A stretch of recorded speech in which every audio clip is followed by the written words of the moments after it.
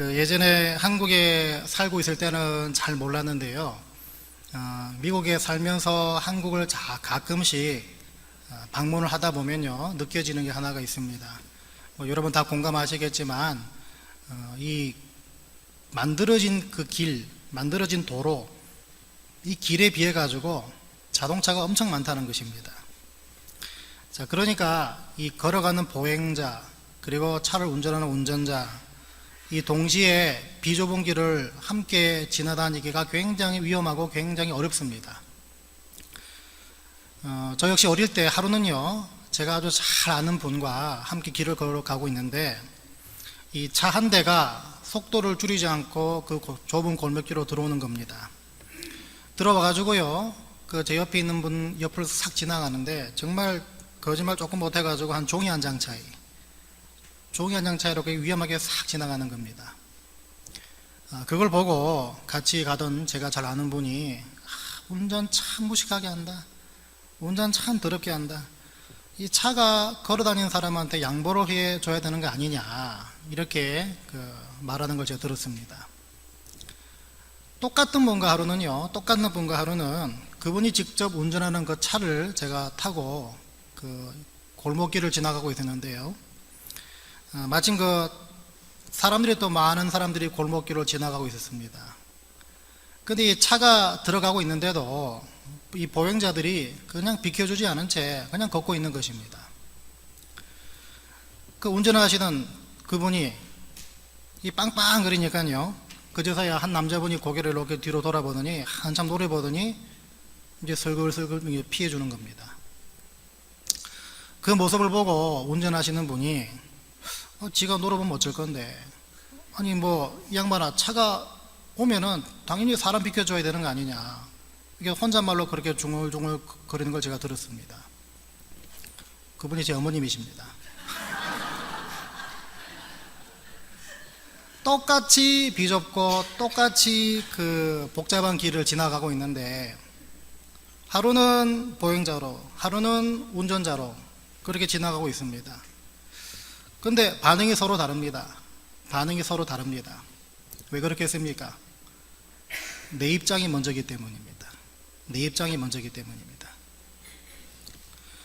우리 공감하시는 남편분들 계실지 모르겠는데요, 저는 아내가 주차를 하는 걸 보면 속이 뒤집어집니다. 항상 제가 나중에 요 녹음 파트는 제가 편집해가지고 집사람 못 듣게 해야 될 것 같습니다. 항상 주차를 하면요, 삐딱하게 합니다. 아니면 한쪽이 넓고 한쪽이 좀 좁든지, 그렇게 하지 말라고 아무리 얘기를 해도 잘 되지는 않는 것 같습니다. 여러분, 주차를 왜 똑바로 해야 됩니까? 가능하면 양좌우가 동일한 거리를 두고 주차를 왜 그렇게 바로 해야 됩니까? 나중에 주차할 옆 사람들, 그분들 생각하기 위해서라도 똑바로 해야 되는 거 아니겠습니까? 여러분, 코스트코에 장 보러 가시면 남편보다 많이 끌려가시죠? 가시면 복잡한 홀웨이 가운데 속에서 어떤 분들은 카트를 이렇게 갖고 있는 상태에서 다른 분들과 함께 세워라 내워라 이렇게 대화를 하고 있는 모습 많이 보지 않습니까? 또 어떤 사람들은요, 뒤도 돌아보지 않고 옆으로 갑자기 튀어나오는 사람들이 있습니다. 저는 그런 모습 보면 피가 거꾸로 섰습니다. 그럼 왜 그러겠습니까? 내 입장이 먼저기 때문입니다. 가끔씩 뒤를 돌아봐서 누가 오는지, 아니면 내가 옆으로 톡 튀어나올 일이 있으면은 좀 깜빡이를 켜든지, 뒤를 돌아보고 누가 오는지 안 오는지 이걸 확인하고 이렇게 들어가야 되지 않겠습니까?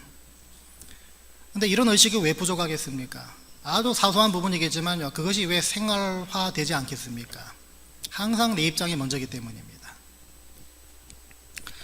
여러분, 예수 믿는 예수쟁이들, 요즘 시대에 예수 믿는 예수쟁이들은 어떤 평가를 받습니까? 굉장히 독선적이고 배타적이고 이기적이고 자기만 안다는 그런 얘기를 많이 듣습니다. 왜 그렇습니까? 내 입장이 먼저기 때문입니다.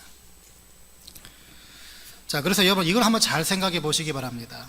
우리는요, 믿음이 있다고 얘기하고 있고, 또 좋은 믿음, 굳건한 믿음, 이런 거를 가지려고 열심히 신앙생활하고 열심히 훈련받고 열심히 예배드리고 그렇게 하지만 그 믿음이란 것이 현실의 삶 가운데서 어떤 열매로 맺혀져야 하는지 이걸 잘 생각하지 않습니다. 그냥 신앙생활이란 것이요, 예배당 안에만 국한되고 여기서 끝나지 이것이 저 밖으로 나가서 어떤 열매로 맺혀져야 하는지 거기에 대해 아주 심각하게 생각하지를 잘 않습니다.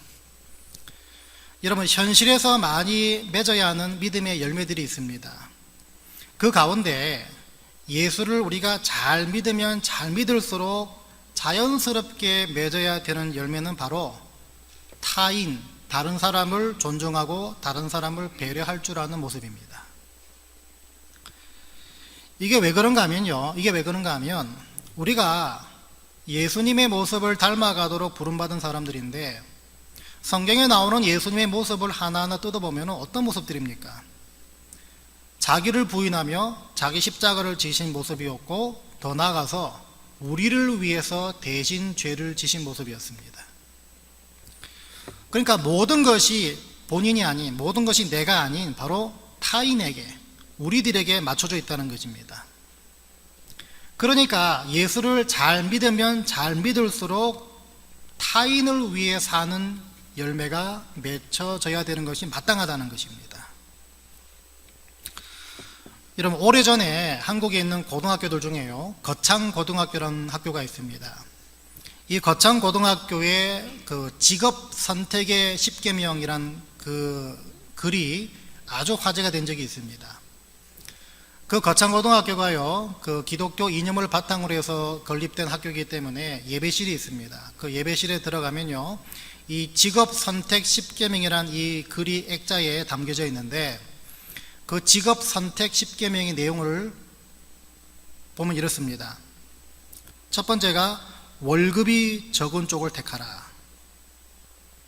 두 번째가 내가 원하는 곳이 아니라 나를 필요로 하는 곳으로 가라.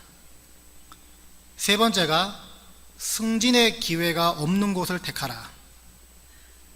네 번째가 모든 조건이 갖추어진 곳을 피하고 처음부터 시작해야 하는 황무지를 택하라. 여기까지 들으면 한숨 나오지 않습니까, 여러분? 다섯 번째가 앞 다투어 모여드는 곳에 절대 가지 마라. 여섯 번째가 장래성이 전혀 없다고 생각되는 곳으로 가라. 일곱 번째가 사회적 존경 같은 것을 바라볼 수 없는 곳으로 가라. 여덟 번째가 한 가운데가 아니라 가장자리로 가라. 아홉 번째가 부모나 아내나 약혼자가 결사 반대하는 곳이면 틀림없다. 열 번째가 왕관이 아니라 단두대가 기다리는 곳으로 가라. 여러분, 저 같으면 우리 자녀를 이런 학교로 보내겠습니까? 근데요, 이 학교가 전국에서 손꼽히는 명문학교에 들어갑니다. 실제로 저런 내용에 맞춰가지고서 아이들에게 뭐 진학 상담을 하는지, 뭐 전공을 택하게 하는지, 학교를 선택하게 만드는지, 더 나아가서 직업을 정말 선택하게 만드는지 잘 모르겠습니다. 그런데 아무나 갈 수 없고 아무나 할 수 없지만 누군가는 반드시 가야 되는 길이라고 최소한 가르친 학교입니다. 그런데 여러분, 가만히 보시면요, 이 계명 뒤에 무엇이 숨겨져 있습니까? 뭐가 숨겨져 있나 보니까요, 이런 곳으로 내가 가더라도 이런 곳을 뒤집을 수 있는 실력을 기르라는 것입니다. 그렇지 않습니까? 이런 곳에 가더라도 그것을 뒤집을 수 있는 사람이 되라는 것입니다. 그런 실력 있는 사람, 그런 역량 있는 사람들이라는 것인데 얼마나 멋집니까? 이 직업 선택 10계명 하나하나 그 내용들을 뜯어보시면요, 어떤 공통 분모를 발견할 수 있습니까? 바로 내가 아닌 타인을 위한 삶을 살라는 것입니다. 내가 좋은 자리에 가라는 게 아닙니다.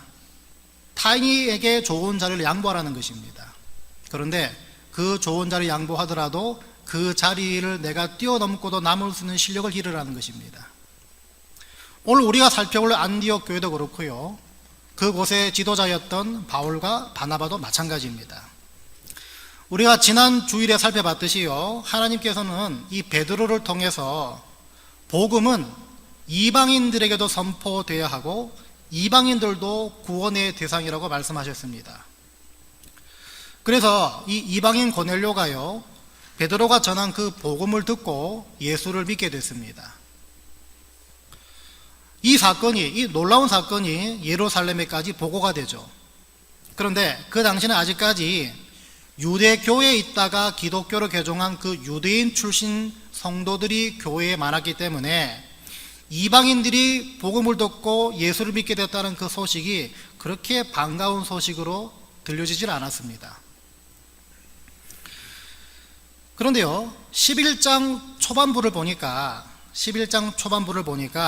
이 베드로가 예루살렘 공회에 올라가서 그 유대인들 앞에 서가지고 자기에게 있었던 일, 이방인 고넬료와 자기에게 있었던 그 일들을 다 상세히 보고합니다.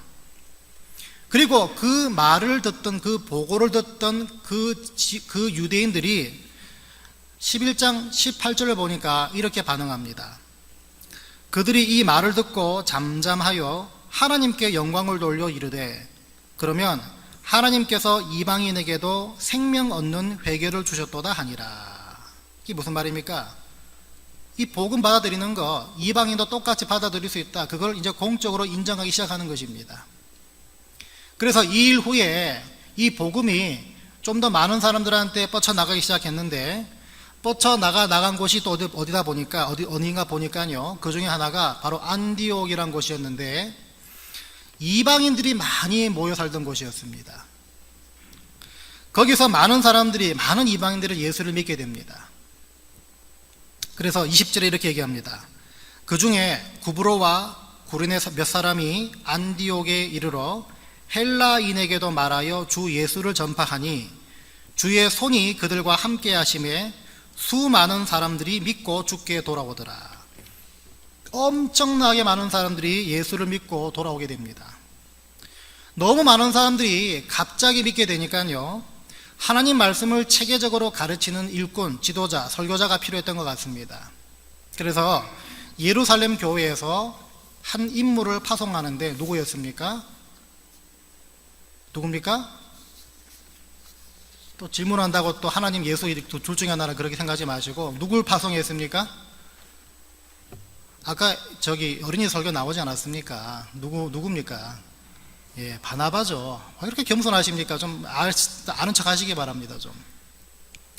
바나바를 파송했습니다. 그러고서 23절을 보니까요, 바나바가 이르러 안디옥에 이르러 하나님의 은혜를 보고 기뻐하여 모든 사람에게 굳건한 마음으로 주와 함께 머물러 있으라 권하니, 바나바는 착한 사람이요 성령과 믿음이 충만한 사람이라. 이에 큰 무리가 죽게 더하여지더라. 자, 인격적으로 뛰어나고 믿음과 성령이 충만한 바나바가 하나님 말씀을 가르치니까 교회가 더 성장하고 더 부흥했다는 것입니다.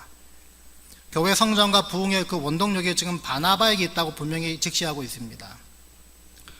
이 공식을 그대로 끌고 오면요, 우리 교회가 아직까지 부흥하지 않고 아직까지 성장하지 않는 이유가 저 신목사가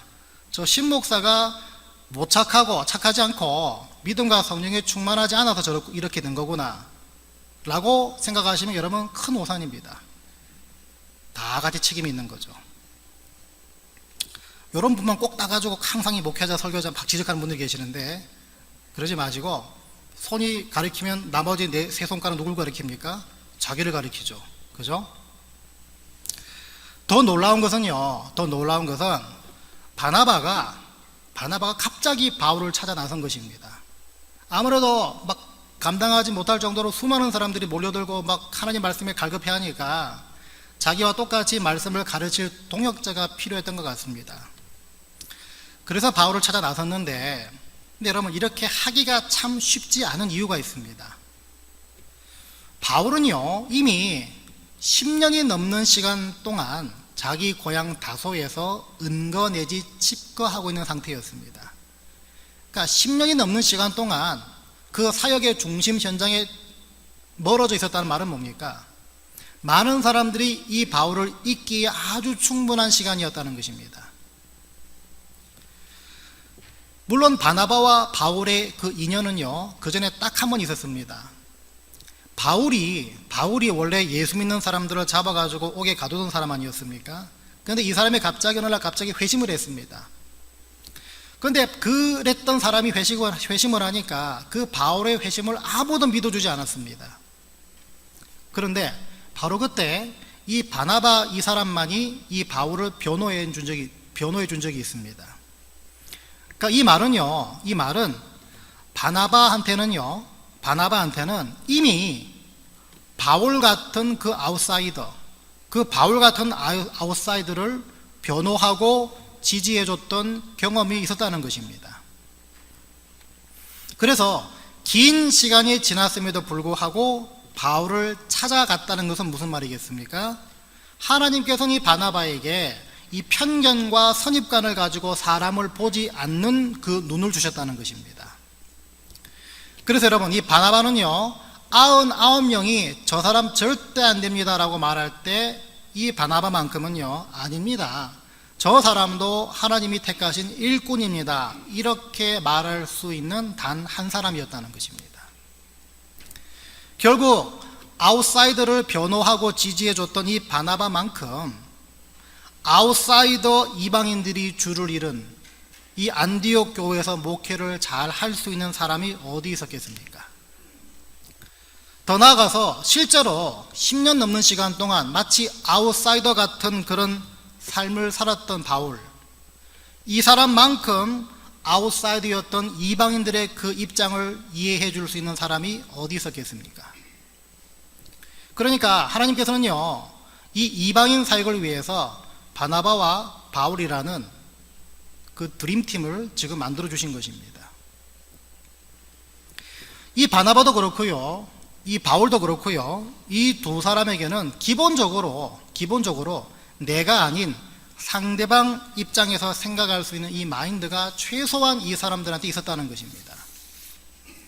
그래서 여러분, 안디옥 교회가 부흥할 수 있었던 여러 원인들, 또 오늘 이 말씀에 나와 있듯이 하나님의 손이 함께한 교회라고 평가받았던 여러 원인들이 있었겠지만요, 그 가운데 하나가 바로 이 내 입장이 먼저가 아닌 상대방이 먼저인 것을 생각할 수 있는 그 두 리더가 이 교회를 목회했다는 것이 가장 중요한 원인이었다는 것입니다.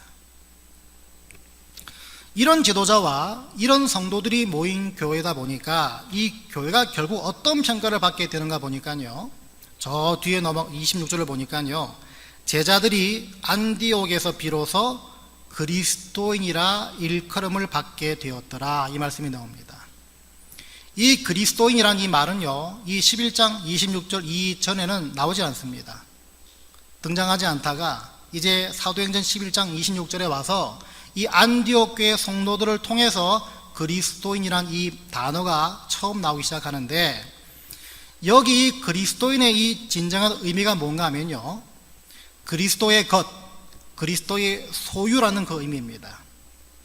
그리스도의 것이고 그리스도의 소유되었다, 그 의미인데, 그러니까 여러분 한번 상상해 보십시오. 주위 사람들이 이 안디옥 교회 성도들을 볼 때마다 어떤 말 하겠습니까? 아, 쟤네들은 이 세상에 속한 사람들이 아니라 예수께 속한 예수쟁이들이야. 이 당시 사람들 말로 그냥 번역하면요, 그렇게 되는 것입니다. 저 사람들은 이 세상에 속한 사람들이 아니라 예수께 속한 예수쟁이들이야, 그리스도인이야, 그 말이 됩니다.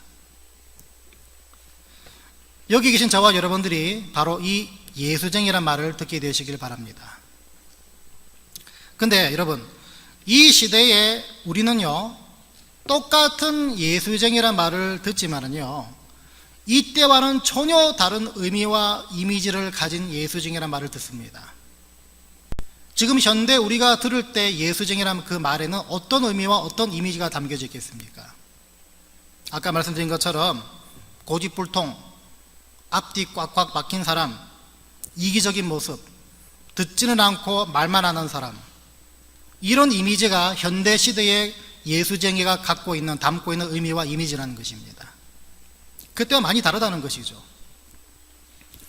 근데 여러분, 바나바와 바울과 안디옥 교회 그때 당시 그 성도들처럼 다른 사람의 입장에 서주는 모습, 나보다 다른 사람을 먼저 생각하는 모습, 이 모습으로 우리가 예수쟁이란 말을 들어야 할 줄 믿습니다.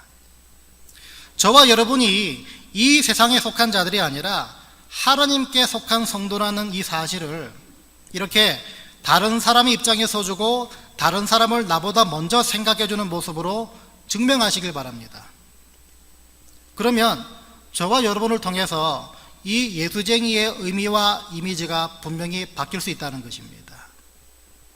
쉽지가 않죠. 당장 내 옆에 앉아있는 내 남편, 내 아내한테도 그렇게 하지 못하는데 어떻게 이런 삶을 살 수 있겠는가. 여러분, 이 안디옥 교회, 이 정도 수준까지 이르렀던 안디옥 교회가요, 또 어디까지 자라났나 보니까 13장에 가시면요, 13장 1절에 이런 말씀이 나옵니다. 안디옥 교회에 선지자들과 교사들이 있으니 곧 바나바와 니게르라 하는 시므온과 구레네 사람 루기오와 분봉왕 헤롯의 젖동생 마나엔과 및 사울이라.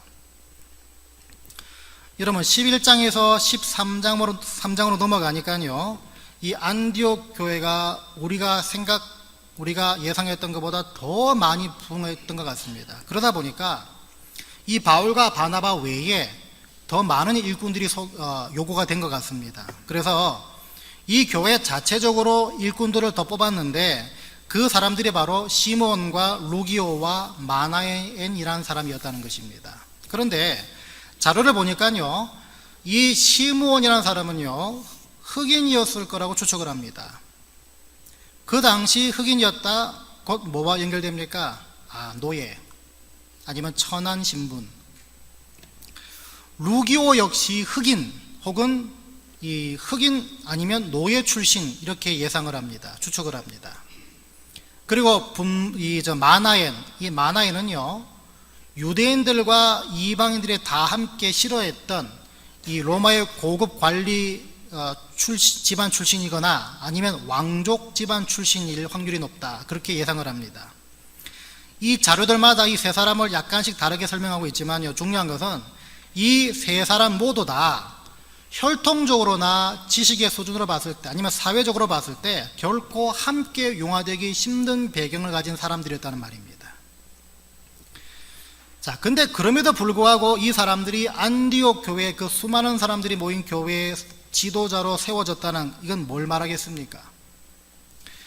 안디옥 교회 성도들조차 이 사람들에게는요, 자기들과 조건과 환경이 다른 사람들도 지도자로 용납할 수 있을 정도로 바로 다른 사람을 향한 배려와 존중이 있었다는 것입니다. 그러니까 그 지도자의 그 성도들 아니겠습니까? 윗물이 이렇게 맑으니까 아랫물이 다 그렇게 맑은 거 아니겠습니까? 이 지도자로 세운 이 당사자들도 마찬가지입니다. 나는 저 사람하고 절대 같이 일 못한다. 아니, 거룩한 하나님이 일을 하려고 하는데 어떻게 나와 맞지 않는 저 사람과 같이 팀이 돼가지고 일할 수가 있느냐? 나 교회 안 나온다, 이제. 나 교회 옮길 거다. 그 당시 옮길 교회도 없었겠지만, 이게 아니라 저 사람도 나와 똑같이 주님이 부르셨고 저 사람도 나와 똑같이 주님이 사랑하시는 대상이구나, 이런 입장으로 상대방을 볼 수 있었다는 것입니다. 그러니까 여러분, 서두에서 말씀드렸지만요, 예수 믿는 향기라든지 믿음의 열매는 여러 가지 모양으로 드러나고 맺혀져야 되는데, 지금 이 시대, 지금 이 교회, 또 지금 이 가정에서 주님이 가장 많이 기대하시는 향기와 그 믿음의 열매는 무엇이겠습니까? 바로 다른 사람의 입장이 되는 열매, 다른 사람을 배려하고 존중해주는 그 향기, 이것을 예수님께서 가장 많이 기대하신다는 것입니다. 이 열매와 이 향기는요, 무슨 교육하고 무슨 계몽한다고 되는 것이 아니라 철저하게 한 번도 손으로 만져본 적이 없는 예수라는 분이 바로 나의 죄를 대신해서 죽으신 그 사건이 믿어지고 그분을 닮아가고자 할 때 맺어지고 드러나는 것입니다. 성도들의 눈에 예수 안 믿는 불신자들이 안타깝고 안쓰러워지는 것 똑같습니다. 예수 안 믿고 세상을 벗하며 영원히 죽을 수밖에 없는 길로 걸어가고 있는, 또 걸어갔던 과거의 내 모습이 안타까워서라도 그 불신자들을 통해서 그 모습이 보여지니까요, 그래서 그 사람들이 불쌍하게 보여야 되는 것입니다. 그러니까 죽어가는 영혼을 향한 그 불같은 마음도요, 결국에 어떻게 언제 생길 수 있다는 말이겠습니까? 내가 저 사람 입장이 될 때 생길 수가 있는 것입니다. 상대방의 모습을 통해서 나의 과거를 볼 때 생길 수가 있는 것입니다. 요즘 전도의 문이 많이 막혔다 말하지 않습니까? 왜 막혔습니까? 설교 때도 말씀드렸고요, 성경 공부 때도 말씀드렸지만 왜 막혔습니까? 저 사람들이 악해서 막혔습니까? 물론 그런 부분도 있겠죠. 하지만 더 많은 경우에는요, 우리들이 제대로 살지 못해서 전도의 문이 막힌 것입니다. 우리가 제대로 살지 못해서 예수 그리스도를 보지 못하기 때문에, 볼 수가 없기 때문에 그렇게 막힌 것입니다. 예수님 때문에 생기는 여러분 타인을 존중하는 이 마음들, 배려하는 이 마음들, 이 마음이 여러분 가정과 우리 교회에 실제로 넘쳐난다면 그곳은 소위 말해 여러분 그냥 게임 끝난 곳입니다. 더 이상 볼 게 없는 곳입니다. 그런 것은요, 하늘이 무너질 것 같은 그런 오해, 그런 마찰, 그런 분란이 생기더라도 그냥 허허 웃으며 넘겨갈 수 있는 그런 곳이 되기 때문입니다. 화목함의 끝판이 바로 그런 곳을 통해서 찾을 수가 있는 것입니다. 나에게 해가 되는 일이 다른 사람 때문에 생겨나더라도 그냥 참게 되는 곳이 바로 그런 곳입니다. 나도 그럴 수 있는 존재인데 그래도 이만하길 다행이지, 그냥 이렇게 넘어갈 수 있는 그 포용의 능력이 생기는 것입니다. 왜 그렇습니까? 상대방의 입장에 설 수 있기 때문입니다. 하나님의 독생자 예수 그리스도께서 영원히 죽을 수밖에 없던 여러분 입장이 직접 돼 보셨기 때문에 나 역시 다른 사람의 입장에 서야 된다는 그 생각에 여러분 늘 사로잡히게 되시길 바랍니다. 이 생각이 여러분 가정과 우리 교회를 살릴 줄 믿습니다. 그래서 바라기는요, 그냥 착하고 그냥 배려심 깊은 그런 사람이 아니라 주님 때문에 그리스도의 향기가 드러나는 그런 멋진 예수쟁이들이 다 되시기를 주의 이름으로 간절히 축원드립니다.